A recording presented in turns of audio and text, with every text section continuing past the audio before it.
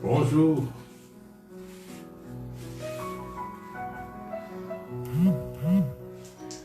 Nous remercions le Seigneur encore ce matin de nous avoir accordé encore le souffle de vie, de nous avoir protégés toute la semaine et surtout cette nuit. À lui seul soit la gloire. Et je vous salue encore dans le nom merveilleux de notre Seigneur Jésus-Christ. Merci encore d'être au rendez-vous ce matin. Je sais que vous êtes si nombreux de nous suivre. Je remercie le Seigneur pour ça et je vous remercie également de tout cœur parce que vous aimez la parole de Dieu et vous êtes là encore de nous suivre actuellement. Ceci étant, j'aimerais quand même informer tous ceux qui n'ont pas pu avoir cette information hier, ce matin, ou bien même la nuit, selon COPIL, le comité de pilotage du plan de veille au Gabon, sur les tests à réaliser environ, c'est 100 298. Le cas testé positif était de 8225. Le cas actif, c'est 1897. Ceux qui sont guéris, les cas guéris, sont 6277. 6277 sur 8225 quand même. Nous remercions les seigneurs pour ça. Il y avait 51 personnes qui sont décédées par le coronavirus. La situation d'hier, le test à réaliser, c'était 4095. La guérison d'hier, c'est 357. Et il y a 0 décès. 29 hospitalisations et 1 en réanimation. C'est juste pour que nous soyons tenus toujours informés de l'évolution de cette pandémie dans nos pays, surtout au Gabon. Nous devons prier vraiment pour tous ceux qui sont malades et que le Seigneur puisse accorder la guérison parfaite. Et nous devons également prier pour les familles endeuillées qui ont perdu des êtres chers. Vraiment que le Seigneur puisse les consoler, puisse les fortifier davantage. Et nous prions également que les scientifiques trouvent des remèdes ou bien même des vaccins pour ceci. Prions que la main puissante du Seigneur enraye cette maladie dans le monde entier, pas seulement au niveau du Gabon, mais que vraiment que le Seigneur fasse arrêter la propagation et même que le Seigneur enlève carrément cette maladie. Comme nous sommes contraints de vivre pour le moment avec ce virus, je tiens quand même à vous faire souvenir. Il ne faut jamais oublier de se laver les mains fréquemment avec un désinfectant à base d'alcool ou bien de l'eau avec du savon. Et n'oubliez pas de porter du masque dès que vous sortez de chez vous. Le port de masque est obligatoire et gardez toujours des mesures de barrière, mesures de distanciation de 1 mètre minimum et pas de contact corporel. Il ne faut pas se saluer en serrant les mains. Il faut éviter les embrassades également et toujours nettoyer les objets touchés ou souillés. La semaine dernière, nous avons vu l'importance de l'utilisation du nom de Jésus-Christ pour les actions que nous faisons, que ce soit en parole ou en acte. Nous devons le faire au nom du Seigneur Jésus. Nous avons parlé également que les messages apportés, ordonnés d'abord et donnés aux apôtres, c'est toujours le message au nom du Seigneur Jésus-Christ. C'est lui qui les a donnés avant de partir au ciel. Et il ne devait pas le faire sans avoir le pouvoir de le faire, c'est-à-dire sans être rempli du Saint-Esprit. Et il faut le commencer à Jérusalem. Le point de commencement, c'est Jérusalem et jusqu'aux extrémités de la terre. Donc, nous avons vu également la semaine dernière le rôle de l'apôtre Pierre qui a ouvert les portes du royaume des cieux. Il a ouvert les portes aux Juifs le jour de Pentecôte. Il a ouvert également la porte aux Samaritains. Et il a également ouvert les portes aux païens, qui est représenté par Corneille l'Italien. Ce matin, nous allons parler de l'importance d'une doctrine de base apostolique, souvent négligée par beaucoup de personnes. Et quelquefois même, cette doctrine est faite à la va-vite, incompris par beaucoup de gens. Excusez-moi, nous ne prétendons pas être meilleurs que les autres, mais nous voulons prendre part à l'édification de bonnes bases aux enfants de Dieu. Et qu'est-ce que c'est que ça? Comme c'est convenu la semaine dernière, c'est la repentance. C'est la repentance. Gloire à Jésus.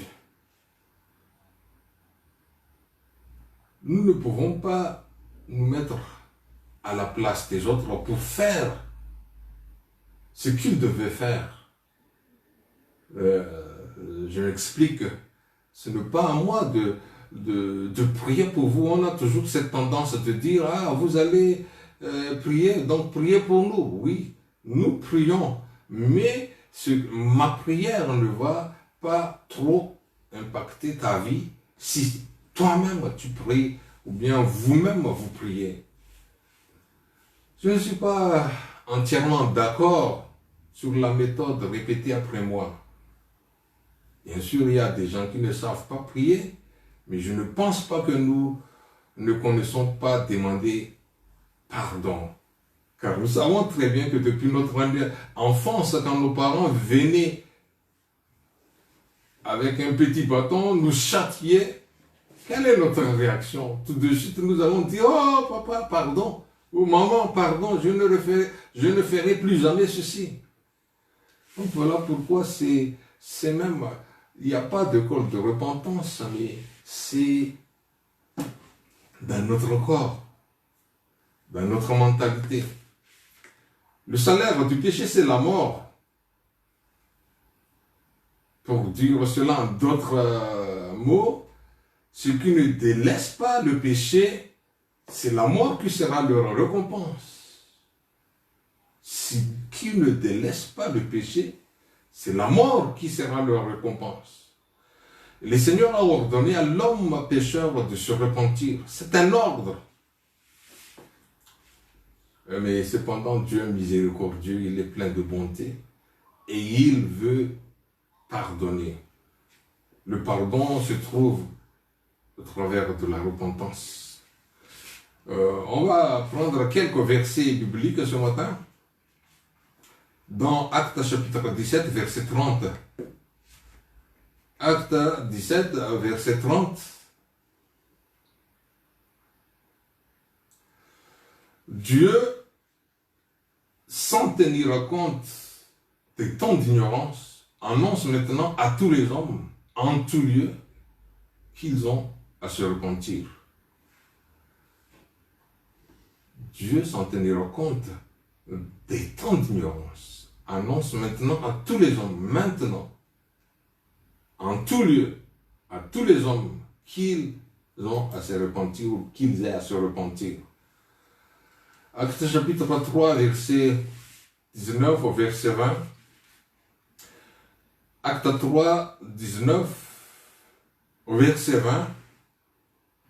Repentez-vous donc et convertissez-vous pour que vos péchés soient effacés, afin que des temps de rafraîchissement viennent de la part du Seigneur. Repentez-vous et convertissez-vous pour que vos péchés soient effacés, afin que des temps de rafraîchissement viennent de la part du Seigneur. Il y a encore un verset que j'aimerais lire au début, de Pierre chapitre 3 verset 9. De Pierre chapitre 3 verset 9. Les seigneurs ne tardent pas dans l'accomplissement de la promesse, comme quelques-uns le croient, mais ils usent de patience envers vous, ne voulant qu'aucun ne périsse, mais voulant que tous arrivent à la repentance. Oh, vraiment, la repentance est une doctrine fondamentale. Et l'on doit étudier vraiment soigneusement. Nous savons, ou bien la Bible nous parle que Jean-Baptiste l'a fait, Jésus l'a fait, tous les deux, ils ont prêché la repentance. C'est comme une condition pour entrer dans le royaume de Dieu. Donc nous allons voir à travers les paroles, je dis Jean-Baptiste, dans Matthieu 3, versets 1 à 2. Matthieu 3, versets 1 à 2. Pour le cas de Jean-Baptiste, il est écrit, en ce temps-là parut Jean-Baptiste, pressant dans le désert de Judée, et il disait, repentez-vous, car le royaume des cieux est proche. Bon, Jean-Baptiste, on est toujours habitué à parler d'une façon malgache, mais excusez-moi, Jésus l'a fait également. Jésus prêcha la repentance, Matthieu 4, verset 17. Dès ce moment, Jésus commença à prêcher et à dire, repentez-vous car le royaume des cieux est proche. Vous voyez, Jean-Baptiste qui a précédé Jésus-Christ, Jésus, tous les deux, ils ont prêché la repentance. Jésus a commandé également les 12 apôtres de la prêcher. La semaine dernière, j'ai parlé beaucoup sur ce Luc 24, 47, que la rémission et le pardon de péché soient prêchés à Jérusalem, etc. Donc je ne reviens plus là-dessus, mais Jésus lui-même, il a commandé également les 70 disciples de le faire, de la prêcher. Vous allez voir ça dans Luc chapitre 10, verset 9. Mais allons, parce que nous allons voir en détail ce matin, si Dieu nous permet, la repentance. Pierre la prêcha. Acte 2, 38. Ce que nous venons de lire également tout à l'heure, de Pierre 3, 9. Paul également a prêché. Donc, 4 personnes. Ils ont prêché la repentance. Dieu amène les hommes et les femmes vers la repentance au travers de sa bonté. Et on peut voir ça dans Romains 2, 4 également, ou bien 2 Timothée 2, 25. On n'a pas le temps de tout lire, mais si vous voulez noter, je vous donne uniquement des indications. Apocalypse 2, 3. Mais non seulement il amène les hommes et les femmes par la repentance à travers sa bonté, mais aussi au travers d'un jugement qu'il a dit, que nous devons nous tenir debout devant le jugement de Dieu avant que ce jour arrive, il faut que nous nous repentions. Donc, on a beaucoup prêché sur la repentance, même dans l'église primitive. Mais comme le ministère de Jean-Baptiste a précédé le ministère de Jésus, la repentance précède le salut. Mais c'est quoi la repentance? Qu'est-ce que repentir? Je vais essayer de définir un peu pour vous donner un peu l'ordre d'idées pour une connaissance. Dans la version Roi Jacques, c'est en anglais. Le Nouveau Testament traduit deux mots grecs comme repentir. Il y a le mot métaneo et métamélomai. Donc, un de ces mots veut dire quoi? L'homme considérant ses propres actions dans une façon qui produit la tristesse et un désir de se changer. C'est-à-dire, repentir se réfère à la contrition et signifie une tristesse selon Dieu. Qu'à le contraire, une tristesse selon Dieu.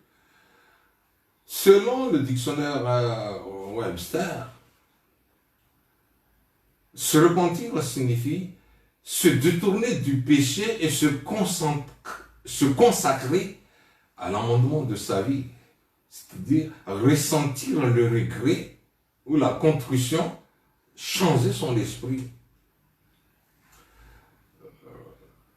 Comme le mot métano en grec, c'est percevoir après quand tu détectes que c'est comme ça que tu vis, là ça t'amène à se repentir. Donc, comment dire, par conséquent, si je dis bien, c'est changer son esprit et son but.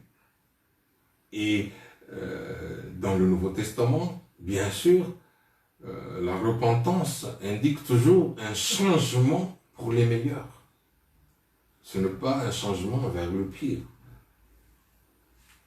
Voilà pourquoi même la Bible nous parle de transférer du royaume des ténèbres vers la lumière.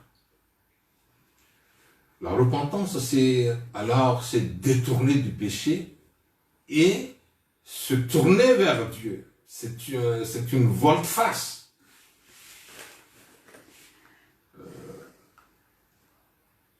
La plupart des passages utilisent le mot dans un sens plus restrictif même. C'est pour nous signifier notre premier pas loin du péché et tout près de Dieu avant de continuer dans la marche que la Bible nous demande de faire, c'est-à-dire avant le baptême d'eau, avant le baptême du Saint-Esprit. Le premier pas, c'est la repentance. Et sans la repentance, les deux autres ne vont jamais arriver. C'est peut-être les gens forcent pour baptiser les gens d'eau. Mais si quelqu'un ne pas, je voulais dire déjà, s'il n'y a pas une bonne repentance, le baptême est insignifiant. Ça ne veut même pas avoir lieu. Moi, je refuse de baptiser les gens qui ne sont pas vraiment repentis. Mais si les gens nous trompent, s'ils mentent, ce n'est plus mon problème, c'est leur problème à Dieu. Donc la repentance peut signifier, au sens large, tout ce qui se passe quand l'homme se détourne du péché vers Dieu. Tout ce qui se passe quand l'homme se détourne du péché vers Dieu, y compris le baptême d'eau et le baptême du Saint-Esprit. Donc, la repentance, le baptême d'eau, le baptême du Saint-Esprit, c'est encore tout, c'est un tout ensemble. Ça ne peut pas séparés les uns des autres. Bon, toujours, j'aimerais encore rester là-dessus en définissant la repentance. La repentance, alors, c'est une transformation radicale d'esprit, d'attitude, de conviction et de direction. Et c'est un acte volontaire de l'homme en réponse à l'appel de Dieu. C'est Dieu qui nous demande à nous repentir. C'est Dieu qui nous donne l'ordre de nous repentir. Donc c'est un tournant décisif. Mais c'est un tournant actif. Ce n'est pas seulement une sensation de regret. Ah, vraiment, j'ai regretté, oh, désolé. Ce n'est pas une désolation, ce n'est pas un regret ou une excuse, je m'excuse. C'est plus qu'une résolution morale ou une réforme. C'est une décision spirituelle. C'est un changement spirituel. Voilà vraiment pourquoi nous tenons à prendre un peu de temps sur ça, bien-aimés, frères et sœurs en Christ. Nous devons connaître vraiment ce que c'est repentir. Parce que le manque de repentance, ça nous amène à beaucoup de problèmes dans l'avenir. À Dieu soit la gloire. Et je tiens à noter également que c'est Dieu qui est l'auteur de la repentance. Pourquoi? Je voudrais vous expliquer. Le détournement du péché et le changement d'attitude et d'idée ne peut être accompli par l'homme tout seul. Ça ne peut pas être accompli par l'homme tout seul.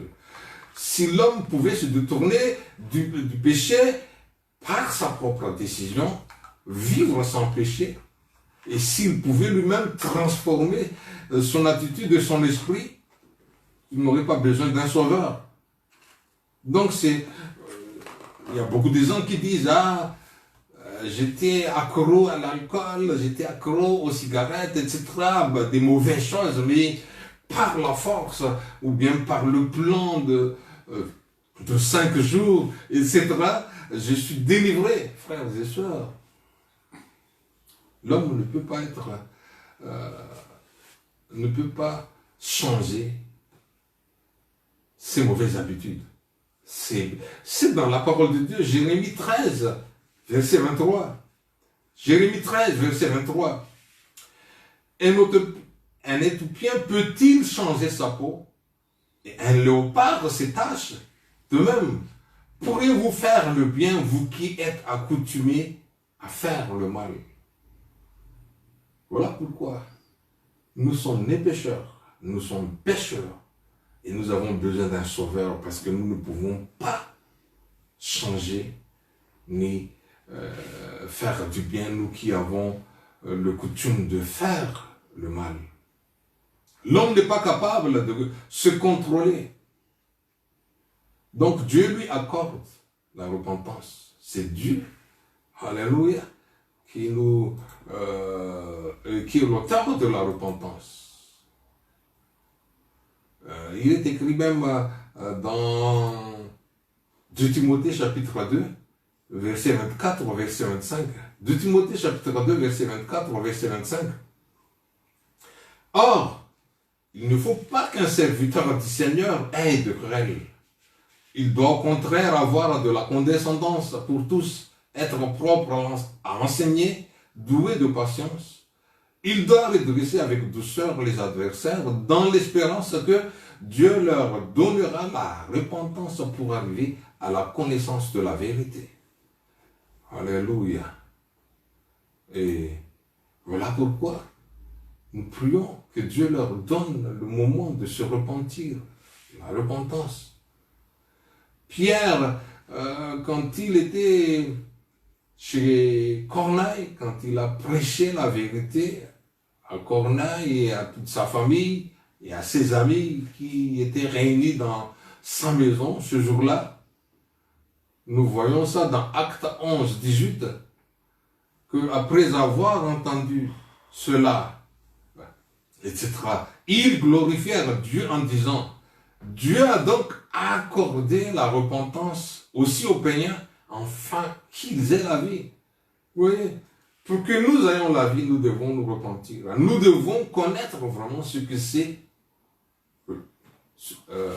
repentir ou bien la repentance.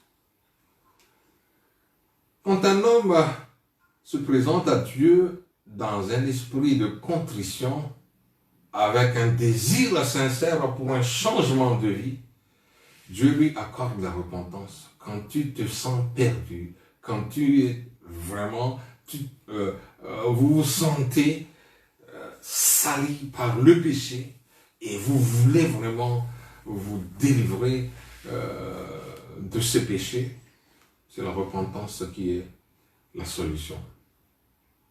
Sans que Dieu facilite la repentance, les efforts d'un homme sont en vain. C'est Dieu qui nous aide. Donc, nous pouvons voir ça. C'est Dieu qui nous aide à nous repentir. Jean chapitre 6, verset 44. Jean chapitre 6, verset 44. Nul ne peut venir à moi si le Père qui m'a envoyé ne l'attire. Voyez, nul ne peut venir. Vous allez dire, mais moi, est-ce que je suis destiné pour le ciel ou pour l'enfer? Non. Si vous vous sentez perdu, si vous avez besoin d'être sauvé, approchez-vous de Dieu et il vous approchera. Jean 14, 6. Jean 14, 6. Nul ne vient au Père que par moi, c'est Jésus. Personne qui nous l'a dit. Donc, Dieu est l'auteur de la repentance. Paul a même plaidé avec l'Église primitive de comprendre à quel point elle se dépendait sur Dieu pour achever une vraie repentance. Oui. Pour avoir une vraie repentance, nous avons besoin de Jésus. La première chose, c'est bien de donner le cœur à Jésus, mais une fois que vous donnez le cœur, commencez maintenant à vous repentir. C'est très important. Romains chapitre 2, verset 4. Romains chapitre 2, verset 4. Méprises-tu les richesses de sa bonté, de sa patience, de sa longanimité, ne reconnaissant pas que la bonté de Dieu te pousse à la repentance? C'est Paul qui a dit ça. Quand tu trouves que Dieu, bon, les gens disent toujours, Dieu, là, je répète encore une fois, je ne cesse pas de vous rappeler ça, Dieu n'est pas l'auteur de tous les malheurs qui nous arrivent. Dieu est bon. Alléluia. Tout ce qu'il fait est beau. Donc, la repentance, c'est comme la foi. Nous savons que la foi vient de ce que l'on entend, ce que l'on entend vient de la parole de Dieu. Mais avoir la foi, c'est une action de l'homme. Ça dépend de toi, ça dépend de vous. Mais comme j'ai dit tout à l'heure, la capacité de l'homme n'est pas assez grande pour recevoir tout ce que Dieu veut donner. Voilà pourquoi le Seigneur a pourvu le don de la foi. Et exactement, comme j'ai dit, de la même façon, Dieu donne la repentance. Une tristesse selon Dieu qui produit à une repentance à salut. De même, voilà. Donc il y a comme il y a le don de la foi, c'est Dieu aussi qui nous pousse à avoir une tristesse selon lui. Et cette tristesse selon lui qui produit une repentance à salut. 2 Corinthiens chapitre 7, verset 10. Donc, dans une vraie repentance, l'homme entier est touché. L'homme entier, c'est quoi? L'homme est composé de corps, âme, esprit. Donc, les émotions sont touchées. C'est Ça, c'est la tristesse selon Dieu. L'intelligence, également, est atteinte. Changement de pensée. Et la volonté également agit. C'est pour cela que nous prenons la décision de nous tourner vers Dieu. Émotion, intelligence et volonté. C'est les choses qui constituent l'homme. Donc, la repentance, c'est un ordre. C'est un ordre venant de Dieu. L'ordre de se repentir est nécessaire à cause du péché qui est ancré dans le cœur humain. Et vraiment, la plus grande tragédie de l'homme, c'est les péchés, tous ses effets. Si nous sommes en train de voir actuellement ce qui se passe, l'effet de cette pandémie, coronavirus, jusqu'à présent, personne ne trouve le remède, la solution. Et ce qui est malheureux, vraiment, je ne sais pas, mes frères et sœurs bien-aimés qui nous écoutent actuellement, plus nous sommes dans des problèmes comme ça, plus on néglige l'Église, on ferme l'Église. Il y a beaucoup de choses concernant cette Église. Ça, c'est encore un autre problème. Peut-être quand Dieu nous amène à parler de ceci, mais partout dans la Bible,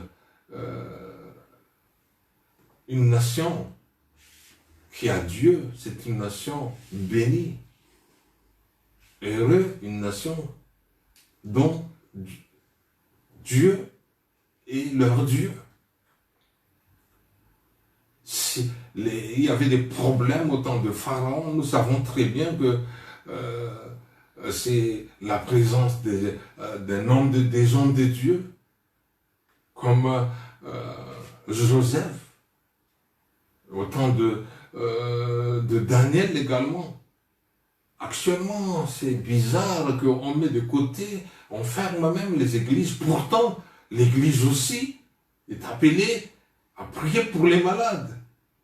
Et les malades seront guéris, dit la Bible. Donc, si pour contribuer, non seulement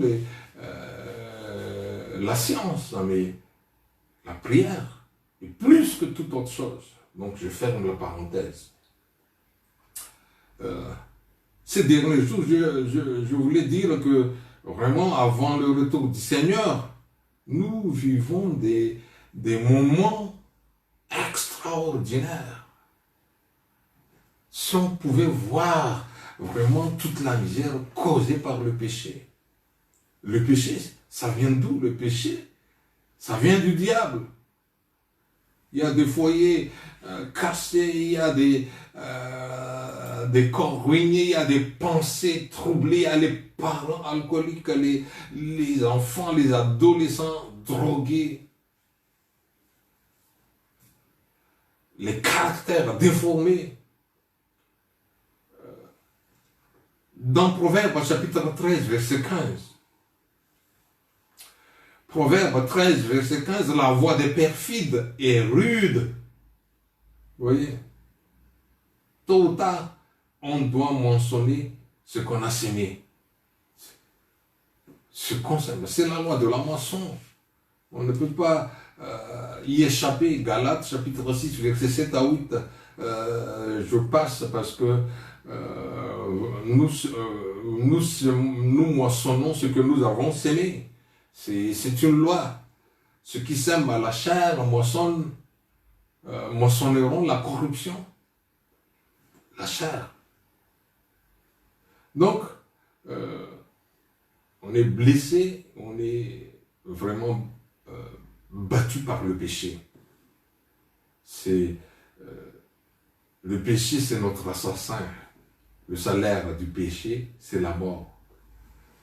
Voilà. Donc, dans Proverbe 11, 19, c'est une folie ainsi. Ainsi la justice conduit à la vie, mais celui qui poursuit le mal trouve la mort. Voilà. Ainsi la justice conduit à la vie, mais celui qui poursuit le mal trouve la mort. Voilà pourquoi c'est une folie de continuer à vivre dans le péché. Et notre pasteur David Bernard a dit que c'est un suicide spirituel.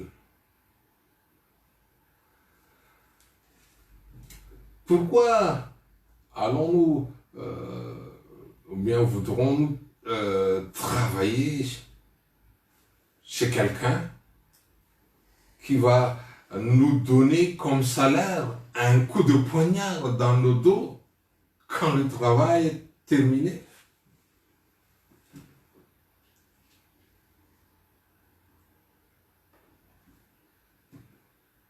C'est bizarre. Donc, repentons-nous. Cet ordre nous a été donné. Cet ordre, ça pèse. Il y a un poids. Vous savez, le Seigneur lui-même a dit dans Luc 13, verset 2 au verset 3. Luc 13, verset 2 au verset 3. Croyez-vous que ces Galiléens fussent de plus grands pécheurs que tous les autres Galiléens parce qu'ils ont souffert de la sorte? Non, je vous le dis, mais si vous ne vous repentez, vous périrez tous également. Nous savons très bien l'histoire. Le tour était tombé sur ces gens-là. Ils étaient morts sur le coup. Morts. On dit quoi ça? Mort subite. Vraiment. Quand j'ai regardé ce documentaire, le mort subite, là, je me suis toujours étonné que ce sont des gens de mauvaise vie qui sont morts subitement. C'est biblique aussi, ça. Donc, la repentance, ce n'est pas une exigence arbitraire. Ce n'est pas une option. Cette nécessité, c'est un ordre et ça pèse. Ça vient de la nature même du péché. Parce que le péché, c'est une rébellion contre Dieu. Donc, ces gens-là pensaient que, en tant qu'Israélites, ils se justifiaient et ils voyaient comme purs. Et ils jugeaient les autres facilement. Ils dédaignaient les Galiléens qui souffraient d'une grande calamité. Ils pensaient que ces Galiléens auraient dû être des grands pécheurs pour avoir mérité un tel malheur. Nous pensons toujours comme ça quand les malheurs arrivent aux autres, hein, peut-être qu'il n'a pas fait ceci, il n'a pas vécu correctement, etc., etc., beaucoup de choses. Mais le Seigneur connaissait leurs pensées, surtout les pensées de leur cœur. Et il a rectifié. Ce n'est pas ces gens-là.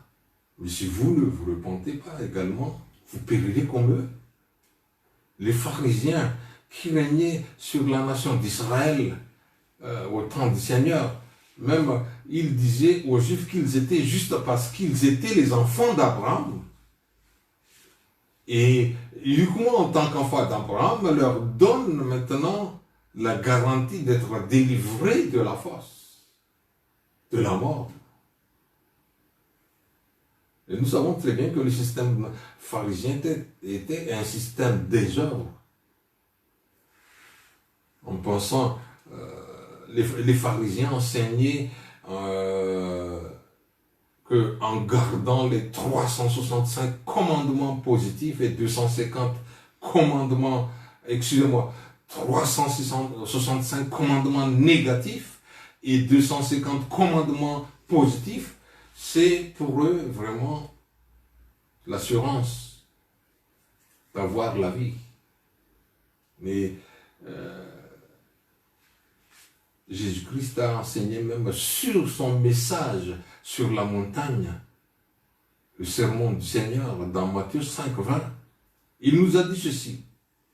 Car je vous le dis, si votre justice ne suit pas celle du scribe et des pharisiens, vous n'entrerez point dans le royaume des cieux. Vous voyez? Même si ces gens-là mettent leur confiance en eux-mêmes, le Seigneur a dit que non.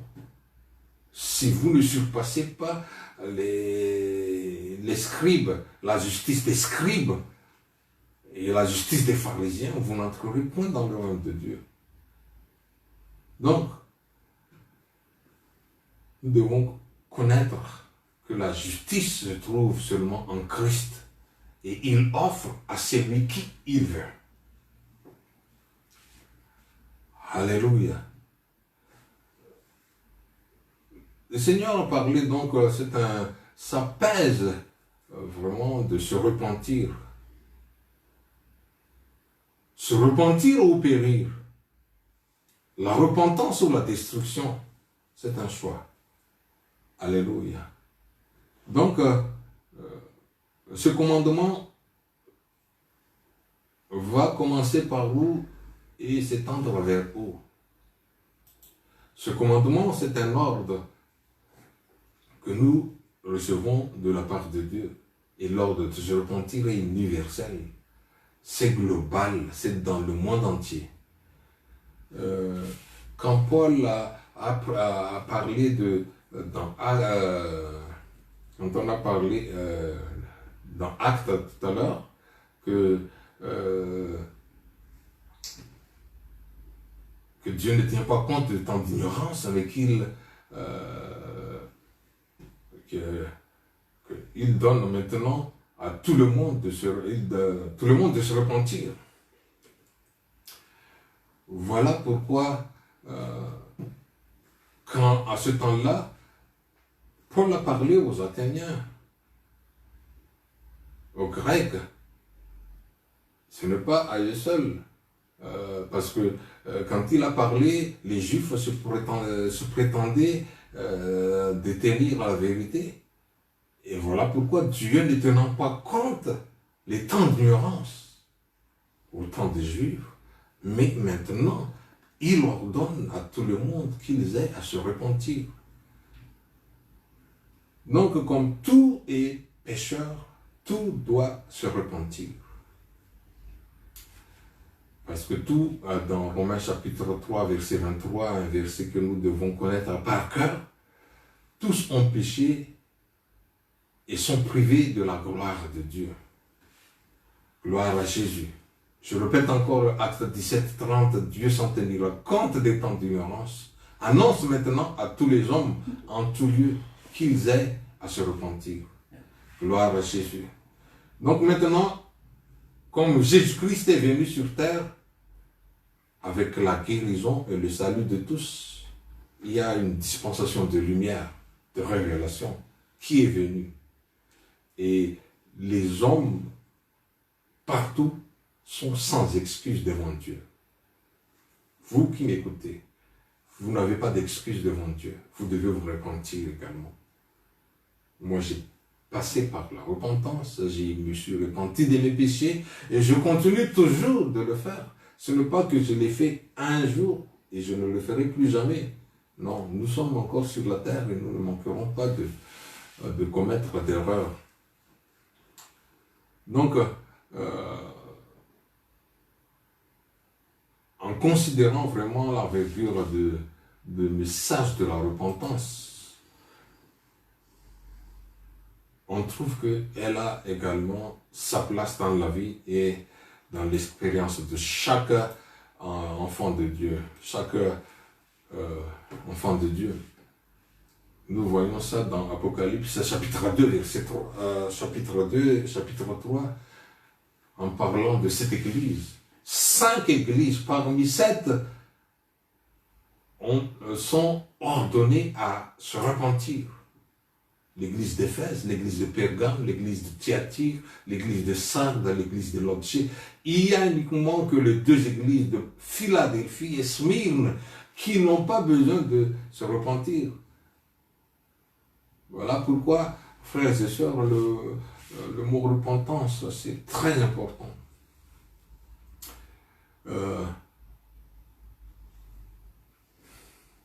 L'obéissance à l'ordre de se repentir prépare le cœur pour recevoir le salut entier. Je répète, quand nous nous obéissons de nous repentir, ça prépare notre cœur à recevoir le salut complet. Parce que le salut ne consiste pas seulement à la repentance. Le Seigneur nous illumine dans Proverbe 4, 18, je me rappelle pas très bien si ma mémoire était bonne, la lumière de juste, le sentier de juste, c'est comme une lumière resplendissante, croissant jusqu'au milieu du jour. C'est-à-dire, la vérité vient croissant de plus en plus. Et maintenant, nous croissons vers l'unité de la foi. On était à l'unité de l'esprit et maintenant nous tendons vers l'unité de la foi et qui nous amène à connaître vraiment la volonté de Dieu. Et je pense que le temps est proche pour la venue du Seigneur. Gloire à Jésus. Donc, Jean a préparé le chemin pour Jésus. Il a prêché la repentance, afin que le cœur du peuple soit prêt pour recevoir le ministère de Jésus. Repentez-vous, car le royaume de Dieu est proche. La repentance nous amène vers le royaume de Dieu. Le royaume de Dieu, c'est quoi? C'est Éden. Éden qui a été fermé pour l'homme d'y retourner à cause du péché. Adam et Ève étaient chassés du jardin d'Éden. Maintenant, nous sommes au retour vers Éden. Donc, il faut d'abord nous repentir. C'est la repentance. Donc, c'est une préparation qu'on est obligé de faire avant de recevoir le salut complet. Ça prépare notre cœur. Ça prépare vers une nouvelle naissance. Gloire à Jésus. Donc, la repentance, c'est le premier acte de foi. Et il comprend plusieurs éléments importants. Et je vais continuer sur ça. Ces éléments sont la reconnaissance du péché, la confession du péché, la contrition pour le péché et la décision d'abandonner le péché. Nous devons nous reconnaître que nous sommes pécheurs et que nous ne pouvons pas nous sauver nous-mêmes. Nous avons besoin d'un sauveur. Donc il faut reconnaître les péchés. Il faut connaître. Le Seigneur a dit que je ne suis pas venu pour appeler les justes, mais des pécheurs. Tous les hommes ont péché. Nous sommes tous privés de la gloire de Dieu. Mais ceci nous amène que le Seigneur sauvera seulement ceux qui reconnaissent leur péché. Il ne sauve pas tout le monde, même s'il est venu pour sauver le monde entier. Matthieu 5.3 nous dit ceci. Nous serons sur la montagne toujours. Matthieu 5.3. Heureux les pauvres en esprit, car le royaume de Dieu est à eux. Nous sommes des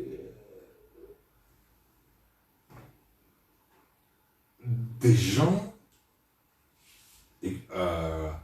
spirituels. Là, nous avons notre esprit, mais sans Dieu. Mais ceux qui sont vraiment reconnaissants de leur pauvreté chercheront Dieu et ils retrouveront les richesses célestes. Voilà.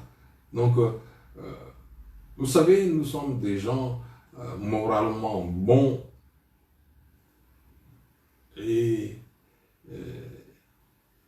les gens qui sont moralement bons et qui sont des gens, disons, des gens dévotes, ils trouvent difficile de se repentir et de recevoir le Saint-Esprit. Ils se sentent bons, sans péché. Tout ce qu'ils font, ils font des œuvres de charité. Ils aiment leur prochain. Et ils n'ont pas besoin de se repentir. C'est faux. Quand nous connaissons que nous sommes pécheurs et nous allons nous repentir, cette repentance peut avoir seulement quand l'homme pécheur reconnaît ses péchés et avoue son besoin à Dieu. Donc, nous devons confesser nos péchés. Quand nous avons reconnu nos péchés, nous allons confesser nos péchés. Le Seigneur sait toutes choses, bien sûr, il connaît même les petits détails de votre vie. Mais laissez-moi vous dire, ça ne vous empêche pas et le Seigneur veut que nous avouons nos péchés. Il demande une confession honnête à soi-même. Il a dit, Proverbe 28, 13, celui qui cache ses transgressions ne prospère point, mais celui qui les avoue et les délaisse obtient miséricorde. Dieu connaît ce que tu as fait. Tout est enregistré devant Dieu, mais Dieu veut ta sincérité et il veut que tu l'avoues.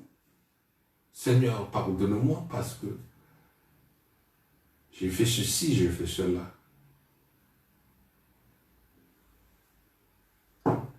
Délaissez-les devant Dieu. Posez-les devant Dieu. Et vous allez voir, il va vous pardonner. Quand les gens reçurent le baptême de repentance de Jean, ils entrent dans l'eau, ils entrèrent dans l'eau en confessant leurs péchés. C'est biblique. Si quelqu'un pêche après la conversion, la confession fait toujours partie de la repentance. On doit toujours se repentir jusqu'à... Nous ne pouvons plus prononcer le mot jusqu'à ce que nous soyons déjà de l'autre côté de la rive, c'est-à-dire dans le tombeau. Nous confessons directement nos péchés à Dieu. Nous ne confessons pas nos péchés à quelqu'un. C'est vraiment... Ce n'est pas biblique. Bien sûr, on peut se pardonner les uns les autres. Ah oui, je t'ai fait du mal, je te demande pardon. Ça, c'est autre chose. Mais confesser tes péchés à quelqu'un en pensant que Dieu t'a pardonné, c'est faux. Nous n'avons pas besoin d'un médiateur terrestre. Je ne critique personne. Hier, nous venons de célébrer l'Assomption. Est-ce biblique? C'est une parenthèse. Je ne continue pas. Parce que la Bible nous dit même que nous n'avons qu'un seul médiateur entre Dieu et l'homme, Jésus-Christ. Mais qui est Jésus-Christ? C'est Dieu en personne. Nous n'avons plus un grand souverain sacrificateur comme au temps de l'Ancien Testament, comme Moïse ou Aaron ou beaucoup de sacrificateurs. Mais nous devons confesser nos péchés directement à Dieu. Et la confession devait être publique. Ça devait être aussi public que le péché. Tu as péché publiquement et tu dois confesser publiquement. Et la confession ne signifie pas nécessairement la liste de tous les péchés commis tout au long de la vie. Bien sûr, si tu te mémorises, si tu t'en souviens, fais-le. Mais nous devons demander à Dieu de nous pardonner de tous les péchés dont nous nous souvenons. Donc, toutefois, donc, l'essence de la confession, c'est la reconnaissance à soi-même et à Dieu que l'on est pécheur, et demandant le pardon de Dieu et demandant à Dieu de l'aide pour vaincre le péché dans les moments à venir. Donc, nous avons reconnu nos péchés, nous avons confessé nos péchés. Nous devons avoir également un cœur contrit. Alléluia. Ou bien, je résume, la contrition. Ça devait être en nous. Nous devons ressentir le regret pour les péchés commis. Mais notre cœur doit être brisé pour ce péché. Psaume 51, 19, nous allons lire. Psaume 51, 19.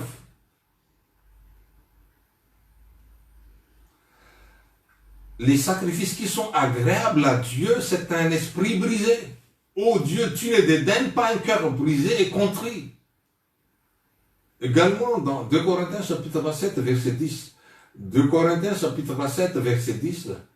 En effet, la tristesse selon Dieu produit une repentance sans salut dont on ne se repent jamais, tandis que la tristesse du monde produit la mort. Nous devons avoir un cœur contrit. Quel problème produit les autels secs? Vraiment, si les gens viennent à l'autel pour se sacrifier, pour se repentir, et que l'autel n'est pas mouillé par nos pleurs, nous n'avons même pas le cœur contrit. Désolé, frères et sœurs. Dieu cherche vraiment une bonne repentance. Dieu cherche un cœur vraiment contrit. Beaucoup de gens sont désolés pour leurs péchés, mais ne sont pas authentiquement repentis. Ils regrettent les conséquences du péché, mais il est sous à se détourner du péché. C'est malheureux. Les gens pleurent à l'autel parce qu'ils s'apitoient sur eux-mêmes. Ils sont fâchés de leur situation actuelle, situation difficile qu'ils passent également. Mais ils n'ont pas la volonté de se donner entièrement à Dieu. Il faut donner votre vie à Dieu. Donc ce sont là ce qu'on appelle le chagrin mondain. Ces chagrins mondains ne peuvent pas apporter vraiment la repentance. La repentance, ça vient du chagrin divin. C'est un cœur contrit. Gloire à Jésus. Donc, nous reconnaissons nos péchés, nous confessons, nous avons le cœur contrit, nous devons prendre la décision d'abandonner le péché. Proverbe 23, 28, 13. Proverbe 28, 13. Celui qui cache ses transgressions ne prospère point, mais celui qui les avoue et les délaisse obtient miséricorde. Il faut vraiment se tourner vers Dieu. Nous devons confesser, abandonner les péchés pour obtenir la miséricorde. C'est un réel détournement du péché vers Dieu. Donc la repentance est plus qu'un chagrin pour le péché. Elle comprend aussi la détermination à faire quelque chose à propos de ces péchés. La repentance est plus que la confession du péché. Gloire à Jésus.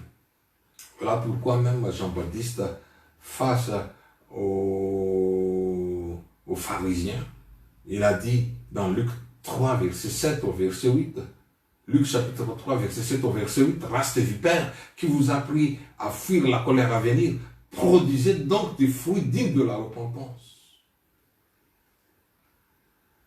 Alléluia. Jean-Baptiste a refusé de baptiser les gens qui venaient à lui jusqu'à ce que ces gens-là montrent une preuve de leur repentance, le fruit de la repentance. Et pour cela, vraiment, les gens actuels, on ne sait plus, ils disent qu'il faut d'abord qu'on vérifie si tu marches bien, si ta marche est droite selon la parole, c'est après cela qu'on va te baptiser dans l'eau. C'est bizarre. Il y a même des gens qui, toute une année, ne fait qu'enseigner et regarder, essayer de voir la vie des gens pour arriver au baptême. Mais non, mais le jour de Pentecôte, quand Pierre a prêché la parole, tout de suite, quand les gens, le cœur vivement touché, c'est-à-dire le cœur contrit, et ces gens-là, ils ont pris la décision vraiment de servir le Seigneur, de se tourner du péché et aller vers Dieu, une bonne repentance tout de suite après. Ça ne demande même pas 2 jours, 3, une semaine, 1 mois ou quelques mois, ou des années. C'est tout de suite. Les gens ont passé au baptême d'eau. Donc, la repentance était plus qu'une décision mentale. C'est une décision spirituelle qui a apporté un changement de vie. Gloire à Jésus. Donc, la repentance, ça ne demande pas une certaine durée de temps pendant laquelle il faut faire ses preuves devant Dieu, comme je viens de dire tout à l'heure. Mais Dieu sait instantanément si oui ou non quelqu'un s'est véritablement engagé à abandonner les péchés. Donc, la repentance et la réception de l'Esprit de Dieu peut venir à l'instant même. Dommage que si quelqu'un manque cet engagement, s'il n'a pas vraiment décidé d'abandonner les péchés, non, c'est dommage. La repentance, ça nous amène également à faire quoi? C'est la restitution. La personne vraiment repentante, il cherche toujours à corriger le plus possible l'impact de ses péchés passés sur les autres. C'est la restitution. Si vous avez volé, vous allez le rendre. Si vous avez fait de tort aux autres, vous allez demander pardon. Et ça, c'est... Excusez-moi, mais on dit que les gens... Il n'y a pas dans les dictionnaires de beaucoup de gens, excusez-moi, pardon, oh, désolé. Ça ne se trouve même pas dans leur cœur. C'est dommage. Si tu as fait du mal à quelqu'un, en mentant, en médisant, tu dois chercher à réparer les dommages causés et à rétablir la vérité. Gloire à Jésus. Le Seigneur nous a enseigné même dans Matthieu 5, verset 23 à 24. Ok. Merci encore de nous suivre. Je ne vais pas tarder à conclure. Je sais que ce n'est pas facile parce que c'est un bon thème et c'est très important. C'est essentiel le salut, ce qu'est la repentance. Donc Matthieu 5, 23 à 24. Si donc tu présentes ton offrande à l'autel et que là tu te souviennes que ton frère a quelque chose contre toi, laisse là ton offrande devant l'autel et va d'abord te réconcilier avec ton frère, puis viens présenter ton offrande. Le plan de pardon de Dieu ne laisse pas l'homme continuer à profiter des bénéfices terrestres de son péché sans restitution. Alléluia. Donc, notre émotion est touchée. Notre volonté également, notre intelligence. Gloire à Jésus. Quand quelqu'un se repent, il ressent de la joie. Parce qu'il y a une connexion avec le Dieu d'amour, le Dieu de paix. Il a trouvé également le soulagement. et il est devenu une nouvelle créature. Mais certaines personnes s'arrêtent quand elles ressentent la joie de la repentance. Mais elles doivent procéder au baptême d'eau et une autre expérience joyeuse. Puis en louant le Seigneur, il va recevoir le Saint-Esprit. Quand quelqu'un se repent, l'homme commence à laisser Dieu œuvrer dans sa vie. C'est comme si nous nous mettons dans la main de Dieu. Fais de moi l'homme que tu voudras. C'est comme le fils prodigue. Fais de moi. Cet esprit fait de moi. Ce n'est plus moi qui contrôle mes émotions, mon intelligence et tout. Mais vous vous remettez dans la main de Dieu. Donc, l'homme décide de se détourner du péché pour aller vers Dieu et il permet à Dieu de le détourner. Gloire à Jésus. Donc, c'est pour cela que l'homme est devenu une nouvelle créature en faisant une bonne repentance. Ces mauvais désirs sont déjà enterrés. Une partie également du retour vers Dieu, c'est que Dieu permet à l'homme de commencer une relation personnelle avec lui. Nous sommes devenus sa fiancée. Gloire à Jésus. Et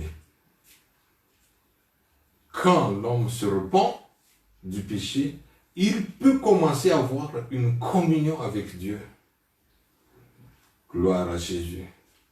La repentance enlève la barrière que le péché a érigée et elle va permettre à l'homme et à Dieu de commencer une relation personnelle.